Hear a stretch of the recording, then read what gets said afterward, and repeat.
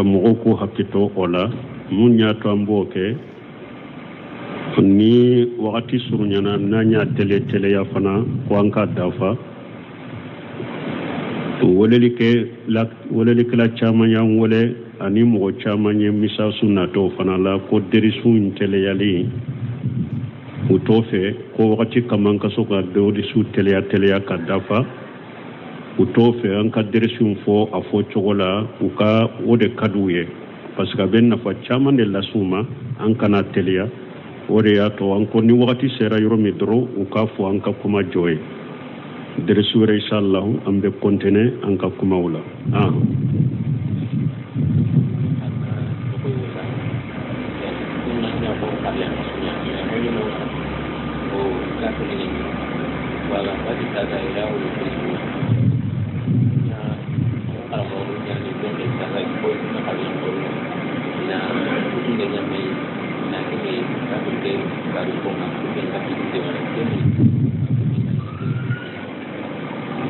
bon ni ɲɛ ɲininkali min kɛ ko dɔ ko olu ye kalandenw de ye mais minnu tun b'olu kala kafiriw de don bon u ka karamɔgɔ ninnu na dɔ fatura dɔ sara kafiri don mais u ka karamɔgɔ tɔ ye a ɲini kalandenw fɛ k'u ka wari dɔ fara ɲɔgɔn kan u ka karamɔgɔ kafiri min fatura u ka taa wari in di a ka somɔgɔw ma k'u yɛrɛ dɛmɛ n'a ye k'o bɛ cogo di bon b'a di ɲininkala nin n'a ɲɔgɔnna ma a ko kafiri ka taa taajiya kɛ kafiri ka mɔgɔw ye ni silamɛya masalaha b'a la n'aw yɛrɛ y'a dɔn nin ye kafiri ye ale sara dɛ mais a ka mɔgɔ minnu bɛ n'an tora ka t'u fɔ ka taajiya k'u ye ni hajutigiw ni fantanw da an y'u dɛmɛ o bɛ kɛ sababu ye k'u dusukun sama ka na silamɛya ma a ko a bɛ se k'o kɛ silamɛya masalaha kama voilà mais ni o t'a la an man ka k'a kɛ mais ni silamɛya masalaha b'a la a bɛ daga a ka taa taajiya k'u ye ka duwawu k'u ye ala ka banni min kɛra ala ka sabali d'aw ma ala ka n'aw kanda ala ka a fale aw ma hɛrɛ bunbaju ko a bɛ se ka taa ko ɲɔgɔnna f'u ye ni silamɛya masalaha b'u ka taajiya la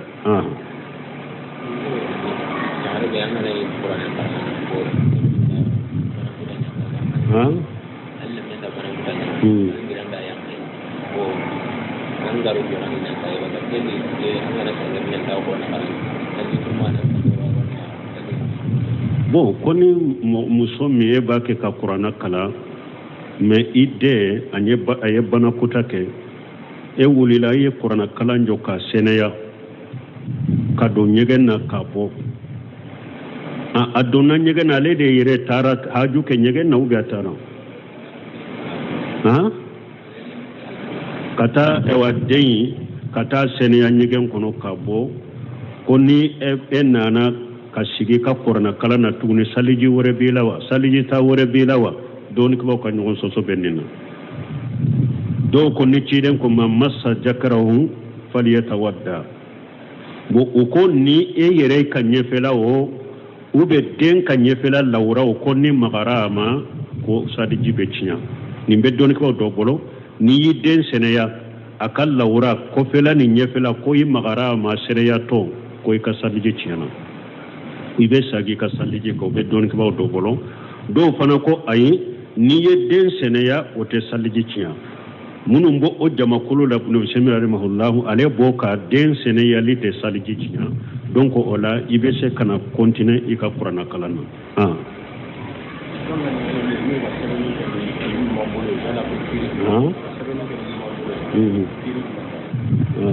bon ko minnu bɛ sɛbɛnni kɛ numan bolo ye ko kiiri juman b'a la i y'a dɔn dɔnnikibaw b'a fɔ ashabul athar o mɔgɔw dɔ bɛ yen ale ka fɛn bɛɛ a b'a bɛɛ de kɛ a ka numan bolo ye o mɔgɔw dɔ bɛ yen ale ka numan bolo de bɛ kɛ a bolo komi a ka kini bolo a ka sɛbɛnni bɛɛ bɛ kɛ ni numan bolo de ye hali dumuni a b'a bɛɛ kɛ ni numan bolo de ye o mɔgɔ sugu bɛ yen dɔnnikibaw ko ni ala ye mɔgɔ min da k'i k'o cogo la baasi t'a kan a ka sɛbɛnni n'a ka dumuni numan bolo ye baasi t'o kan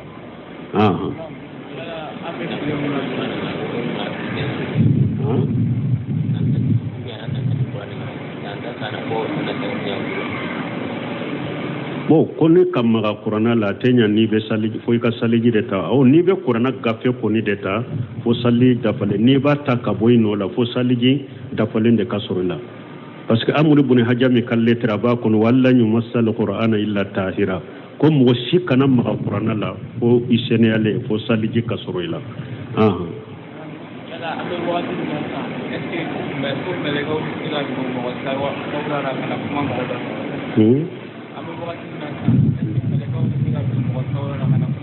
bon kwambe wakati min na isika malikaw be se ka do sawra la kana kuma mɔgɔ fɛ an bɔra la sisan derisu kɔnɔ umuru la khaybiya ni wahaw de taun te nunun do Allahu alam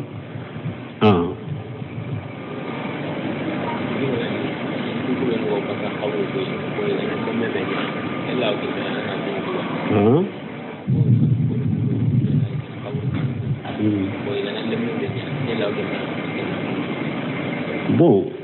koni ewa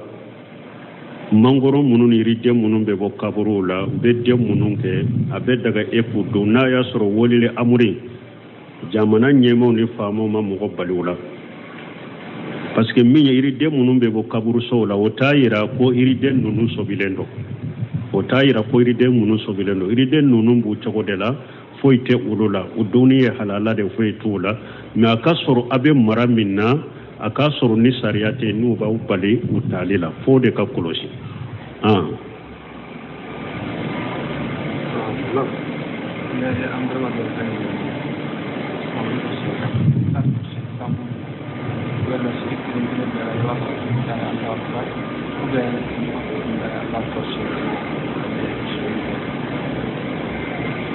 bon ko dum do nu be kantigele ke nu be se tan kantige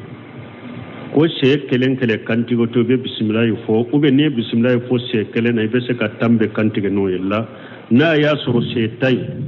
no se min nyin kara rahimahullah munum be kantigeli keni masil la mulama do be o be se ka misi duru do akoro ube misi ta nu ko bismillah doro ka bito pie doro lamu imbe ani muru imbe abe ewa boli misi ta imbe kanka ka be kantige sinya kele bismillah kelembe obo na ya soro se tayin fana be dalende be ekoro oya abekan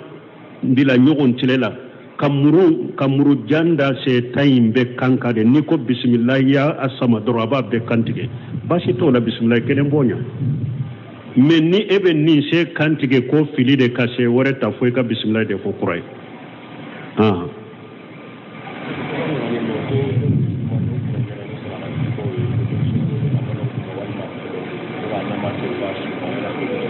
bon ko do be juma don kere ni sarakati boy sinu ube wori ka awa baraji ka sew ka somo be chogodi sarakati lesiri daga lendo me ka kere ni juma don nyo be do bidia kono ibnu shami rahimahullah nya awa ame akakalande ko bunu sheminu minye juma atumbe sarakati bo kadi fantauma Allah anana ye akon ka juma sarakati bon ka juma do bila akana nyike bidiyae mbolo juma tumbe sarakati bo kadi fantauma me ayre nana jatemina komple kaminke juma ka kreya sarakati bon ka juma do bila kana ke mbolo bidiyae donc kana ke ko juma fo juma ka sarakati bore ibe se ka juma do bila ube se ka don yelema ka ke dongure ka sarakati bo me kana kere juma ka sarakati bo ate yelema bolo juma te bila ube se ka do bidia kono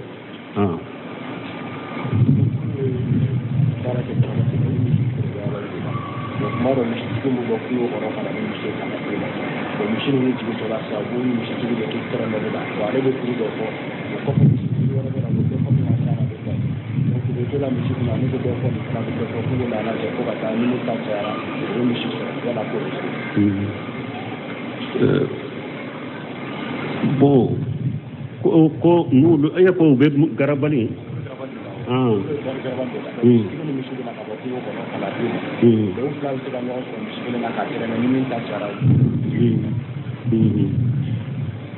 bon ni mufti o ben nin fo ko ale be garabali de la mais ni doni misi be se kana bon misi kele e bena tereme mogo wore bena fula ba tereme e ba fo misi ne ya sen nima nimba fo misi ne ba fo nina ne ya sen nima fo ewa ni min ta kera labaye mogo wore ma soroka yele ale ta ka misi be ferale ma u ba fo ninduma majidil alani mana kam minan shigi ka fo ni minan fule abe fere ube ni so fule abe fere be ki ka pirifo e ba fo ne be soyin nsa ewa wa keme nimba fo ne yake wa keme ni muwa nimba fo ay ne yake wa keme ni binani fo do sorla ko ne ba ke million kele mugoma sor min bette mo ka so imbe fere ma majidil alani uba fo majidil alani ba siten ni nasilamiya sariyala ba sitala silamiya sariyala ne ewa tana jisu ode ye haramu ye mana mugo nana mugo bake ka misi tereme e ma kote misi na ita fe kasa yere ni nya tereme ko misi ne be se kasa wa bisaba e ko ni misi ne ba sa wa binani me e ma kote misi na de me e ba fe dro puru ka pri ka chaya nin ka dro katani yere puru ka pri chaya le bolo dro katani yere ube ka pri chaya dro puru ale kanasa uba fo ninde man najas ninde ya haramu ya nintebe eye do para misi songoka ni ma kote misi na puru ka nintoro ube puru ka ke sababu nin kana misi cha wode haramu ye me majidil alani bella nyine en kam misi sade e kala nyine de nu so nan ka prima mbasade nim fana kala nyine ni so ne karane ka prima mbasade bashi tenina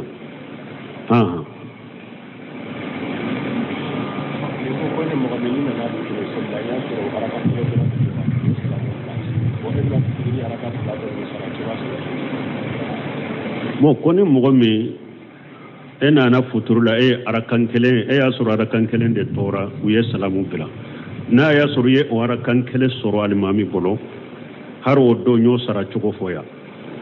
ni mogo min be na futuri arakan labandema alimami bolo ni salamu kera e arakan kelen de soro e be wuli kanani ara ikara kan fulana har ni kelembe salli kara kan fulana de do ibe fatiha kala ka perena ka bange ka sora da ka ibe sigi ka tayake ni wulila ibe nani ara kallaba minye wala ibe fatiha dron kara ka fo idda jukoro sorate dawka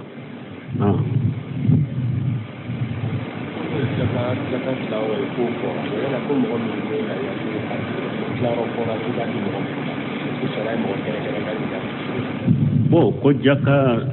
do yoro fora jakala ya lallah ya fana ni ya kantiga sogo do yoro fora wa ala ko ukulu minha watimul ba'isa al faqir ala ko kallahiya e yere ka fendo alaika hadiya yere ka fendo ala de gumbe munun ka fantan iko ulusu abafo watim القانية والمؤتري آية وركونو يريكا فندو على منو فانتون دو وتم مغو دلي ولبو نود لا يكو سو إكالله يا سوغولا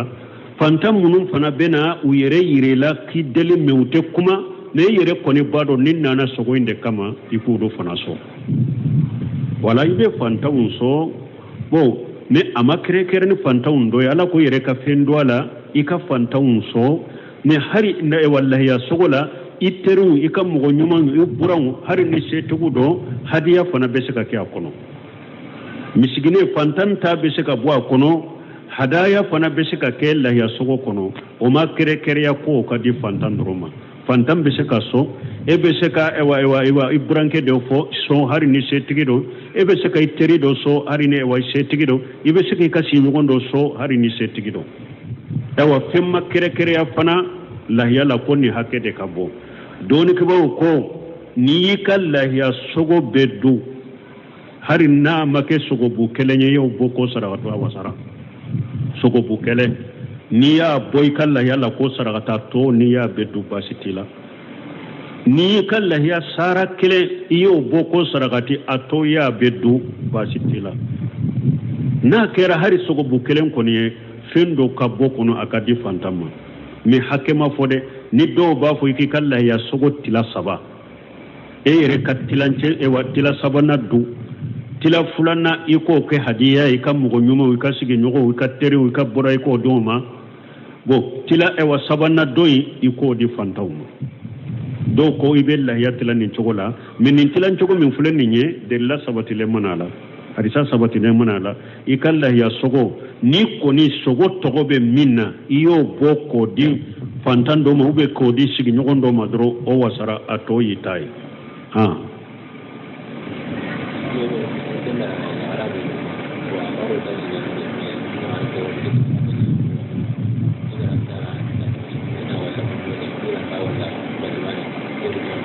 bo ko ale ye muso do nyini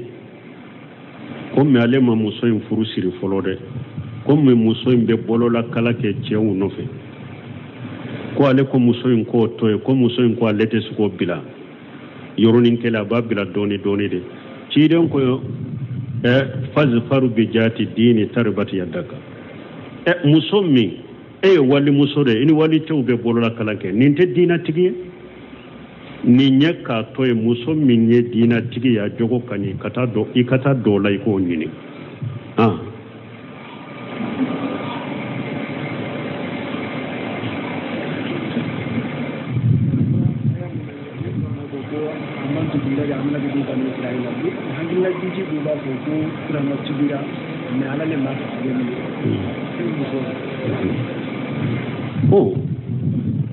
ko ewa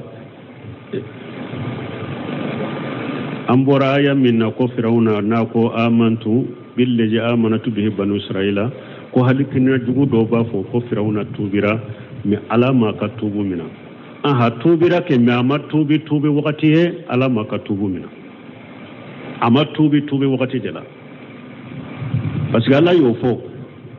وليست التوبة للذين يعملون سيئات حتى إذا حضر أحدهم الموت قال إني تبت الآن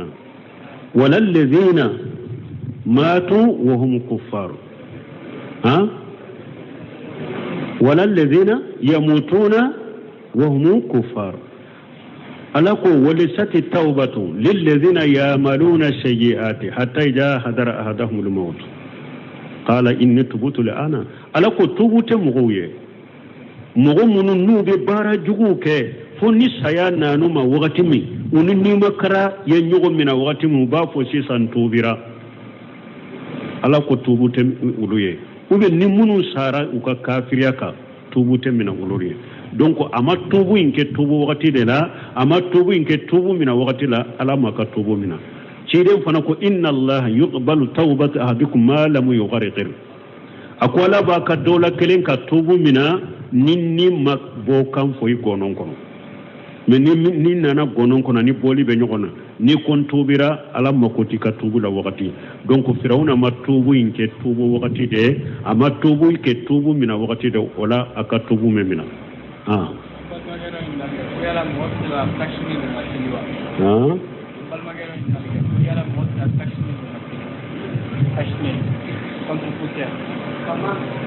ko mogo be se ka contour pousser do idala ka salliba uba fo be ale de malik kamam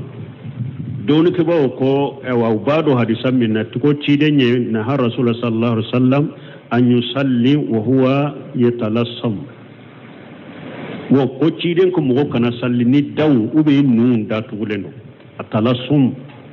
ubado hadisa de kono bo ikana salli ni da tugulende nun da tugulendo ko ciden ko mogo kana sallo chogola ko me balili min fuleni nye makaruhu de do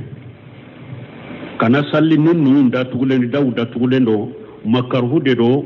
me ko makaruhu fana ni haju na doro abe makaruhu ka makaru ya wuli donc mogo min na ko murade be alela abe finye min sama aba ka mura jidide ube bana do de bala fo na be do jamala kan ninde ke basi tala na ka salli bo innun datugule datugule ka salli makaruhu mundo haju ba wuli ka boy haju imbe makaru yan kan makaru wuli ka boy don ko basi tala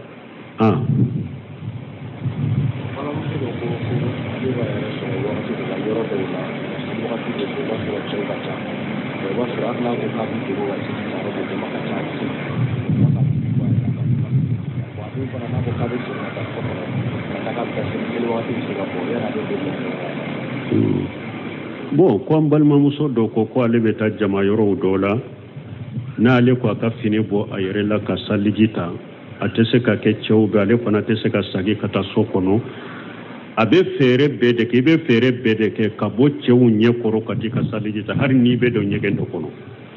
hali n'i bɛ ɲɛgɛn dɔ de ɲini ka taa ɲɛgɛn kɔnɔ ka di ka saliji ta i ka saliji dafalen ta de ni yɛrɛ y'a dɔn ni e bɛ yɔrɔ min n'i ko n'i bɛ sagi ka na i ka so wagati min sali wagati bɛ bɔ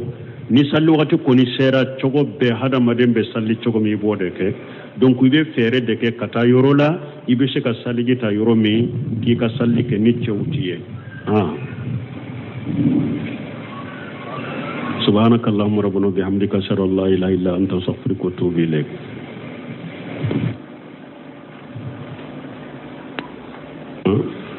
mɔgɔw ko hakito o la mun y'a to an b'o kɛ ni wagati surunyana n'an y'a teleya fana ko an ka dafa welelikɛla caman y'an wele ani mɔgɔ caman ye misasu natɔ fana la ko derisu in teleyali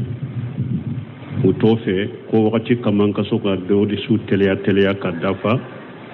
u t'o fɛ an ka derisu fɔ a fɔ cogo la u ka o de ka d'u ye parce que a bɛ nafa caman de las'u ma an kana teliya o de y'a to an ko ni wagati sera yɔrɔ min dɔrɔn u k'a fɔ an ka kuma jɔ ye derisu wɛrɛ inshallah an bɛ continuer an ka kumaw la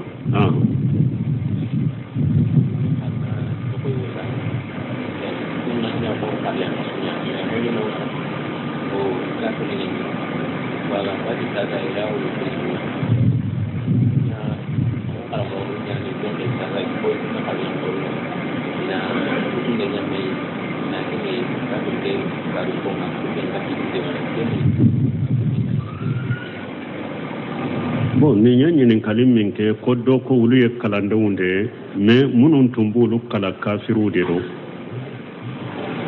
bon u ka karamɔgɔ ninnu na dɔ fatura dɔ sara kafiri don mais u ka karamɔgɔ tɔ ye a ɲini kalandenw fɛ k'u ka wari dɔ fara ɲɔgɔn kan u ka karamɔgɔ kafiri min fatura u ka taa wari in di a ka somɔgɔw ma k'u yɛrɛ dɛmɛ n'a ye k'o bɛ cogo di bon b'a ɲininkana nin n'a ɲɔgɔnna ma a ko kafiri ka taa taajiya kɛ kafiri ka mɔgɔw ye ni silamɛya masalaha b'a la n'aw yɛrɛ y'a dɔn nin ye kafiri ye ale sara dɛ mais a ka mɔgɔ minnu bɛ n'an tora ka t'u fɔ ka taajiya k'u ye ni hajitigiw ni fantanw da an y'u dɛmɛ o bɛ kɛ sababu ye k'u dusukun sama ka na silamɛya ma a ko a bɛ se k'o kɛ silamɛya masalaha kama voilà mais ni o t'a la an man ka k'a kɛ mais ni silamɛya masalaha b'a la a bɛ daga a ka taa taajiya k'u ye ka duwawu k'u ye ala ka banni min kɛra ala ka sabali d'aw ma ala ka n'aw kanda ala ka a fale aw ma hɛrɛ bunbaju ko a bɛ se ka taa ko ɲɔgɔnna f'u ye ni silamɛya masalaha b'u ka taajiya la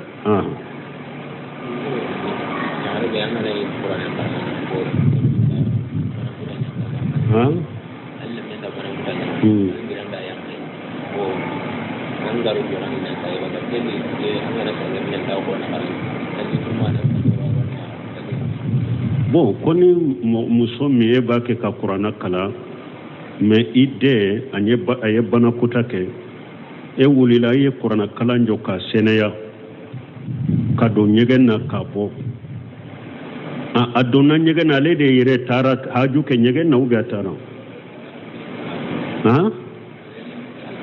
ka taa den ka taa sɛnɛya ɲɛgɛn kɔnɔ ka bɔ ko ni e nana ka sigi ka kuranna kalan na tuguni saliji wɛrɛ b'i la wa saliji ta wɛrɛ b'i la wa dɔɔnikɛlaw ka ɲɔgɔn sɔsɔ bɛ nin na dɔw ko ni ciden ko man massa jakarahu falyatawadda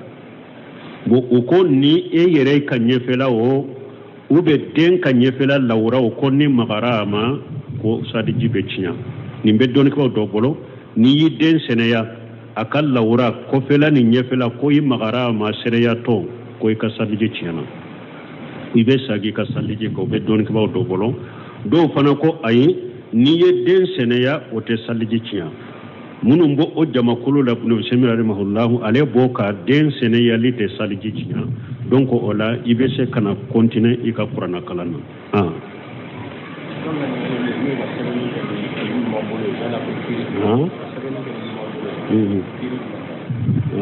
bon ko minnu bɛ sɛbɛnni kɛ numan bolo ye ko kiiri juman b'a la i y'a dɔn dɔnnikɛbaw b'a fɔ ashabul athar al-athar o mɔgɔw dɔ bɛ yen ale ka fɛn bɛɛ a b'a bɛɛ de kɛ a ka numan bolo ye o mɔgɔw dɔ bɛ yen ale ka numan bolo de bɛ kɛ a bolo komi a ka kini bolo a ka sɛbɛnni bɛɛ bɛ kɛ ni numan bolo de ye hali dumuni a b'a bɛɛ kɛ ni numan bolo de ye o mɔgɔ sugu bɛ yen dɔnnikɛbaw ko ni ala ye mɔgɔ min da k'i k'o cogo la baasi t'a kan a ka sɛbɛnni n'a ka dumuni numan bolo ye baasi t'o kan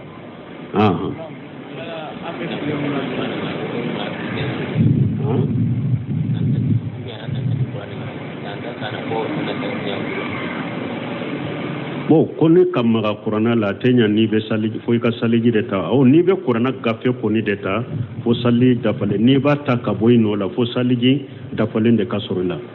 parce que Amr ibn Hajam ka lettre a b'a kɔnɔ walla yumassal qur'ana illa tahira ko mɔgɔ si kana maga kuranna la fo i seneyalen fo saliji ka sɔrɔ i la